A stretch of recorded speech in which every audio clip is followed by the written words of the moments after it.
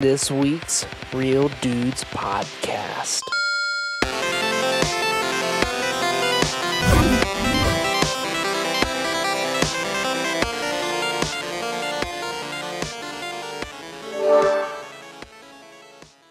Saturday Morning RPG is so let me just lay down how we heard of this game first of all. So Xbox had this massive summer sale. What was it? Like about a month ago, I'd say.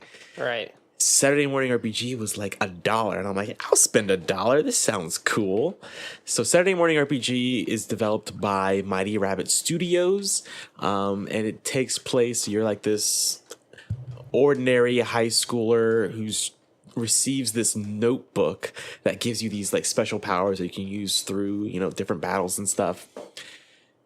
And I don't know how to really describe it except that it is 1980s in a small box. Like if you are a 1980s fan, even if you didn't live through the 80s like myself, because I was born in 1990, it still hits all the big 1980s references, humor, music, you name it, it's in there. It's great, and it's a great time.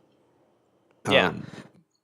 Each episode, I'd say, because there's about 4 episodes, because it's an episodic little game, and I'd say each one lasts roughly about 30 to 45 minutes. They're not long, and they're not too hard, but No. they're great, and the humor in it is great.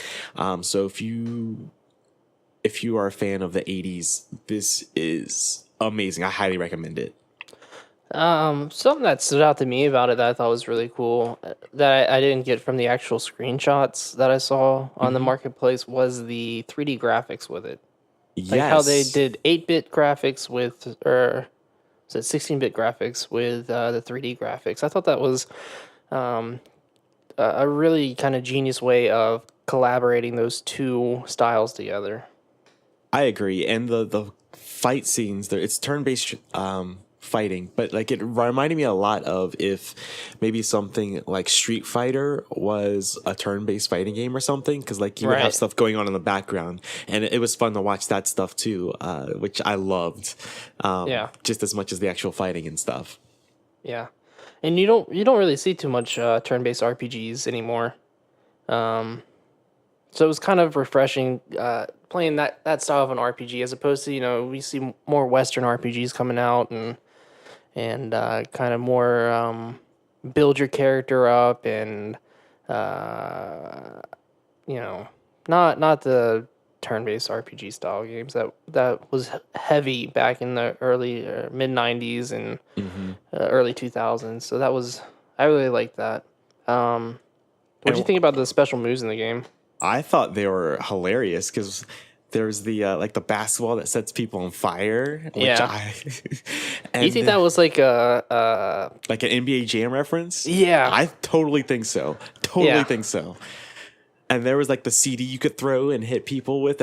I used the most because that thing was awesome because it had high accuracy. It hit hard. Yes, it did. Oh yeah. And then the unicorn. No. It was the zebra. So that gum that we all had. The zebra gum, yeah. Yes. And so one of your attacks is the zebras from off that gum, which is hilarious. My favorite was, did you see the nun where you would summon the nun and she would smack the enemy with a ruler? Yes. Yeah, I loved that. And it seems like with each move, at least maybe almost all of them, except for maybe just a couple, there's a little mini game that was incorporated with them. Yes, which I thought was interesting and like a nice little twist to it. It wasn't just your normal like, oh, do this and then it might happen, it might not happen.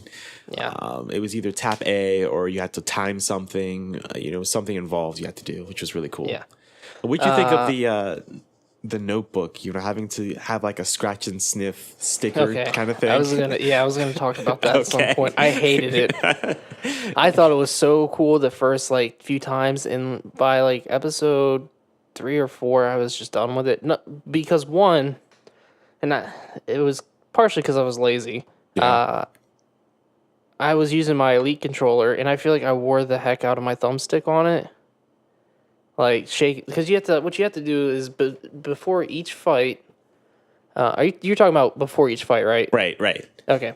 before each fight, you have to wiggle your thumbstick back and forth quickly to scratch these stickers that give you added bonuses. So you get like +5 health, -20 enemy speed, +10 defense during that fight if you scratch a sticker in time. So I would sit there and rotate the thumbstick real fast, and after a while it gets so annoying, and my thumbstick feels more loose than what it was, and I should have just used my original Xbox controller during it, but it was somewhere in a chest I didn't feel like getting. So I liked it, but it got annoying quickly. I agree, because I was using my custom-made controller that I got from Microsoft, and I felt the same thing. Like, I got worried about say halfway through episode 2, and I was like, this is gonna wear out my joystick. So I switched to one of the controllers that I never use. Yeah, that's what I should have done, because I don't know. Definitely a cool concept. I would have much rather had them do like tap A quickly or something. Yeah, I agree. But it did also take me back to like the original, like the OG Mario Party days, where there's some of the mini games over there. Oh yeah, you have to rotate the stick and stuff. Oh, it took me back to those days for sure. I didn't even think about that. Yeah, that totally is true. Yeah, that is a throwback. Now I noticed through like each episode, it was set in different kind of quote unquote nerdism like scenarios. Oh yeah. So the first one was like a dungeon. The second one, that was the school, wasn't it? Was the school. The third one was the dam with the Transformers. Oh yeah, that's right. I forgot about that. That was awesome. Yeah, and it was cool just to kind of touch those different areas. I'm sure if you're a nerd for something, that game touched it, and I really appreciated that. I took a picture of this because while traveling from, I think it was the school to the dam, there is a road sign while you're on your skateboard, and the dam is called John Claude Van Damme. Heyo. So that made me laugh a pretty good bit.